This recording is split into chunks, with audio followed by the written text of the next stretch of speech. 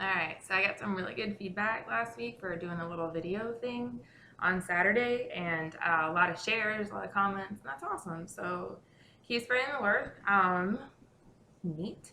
So anyway, where I just wanted to follow up with David being a shepherd last week and defeating Goliath. I think this is actually kind of cool. I heard this in a sermon from Pastor Bill Purvis a few months ago, and I'll actually put the link to that specific sermon in the blog today.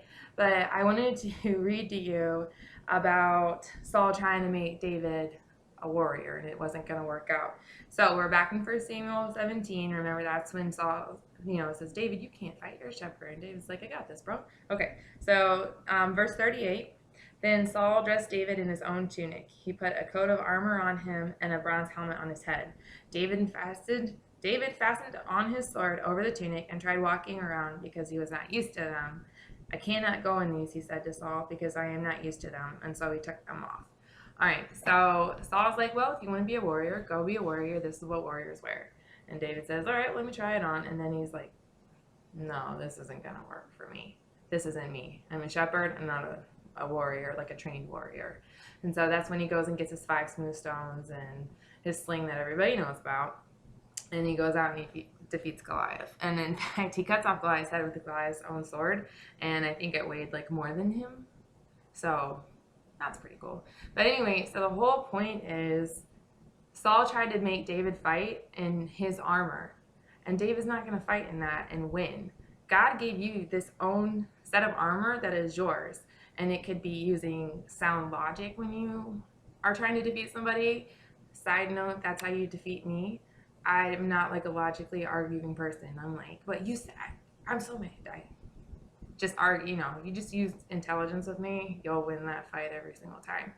But anyway, you have your own set of armor that you're supposed to be fighting in, that God gave you. And it's not going to work if you're using somebody else's. All right?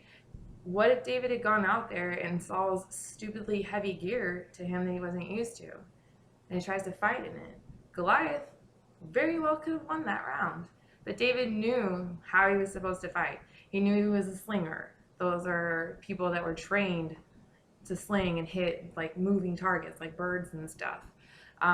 So he already knew he could aim and hit a very specific spot. He saw the weak spot. He was like, I can hit that, especially if you're moving. And he hits it. All right. So wear your own armor. You have to figure out what it is, obviously.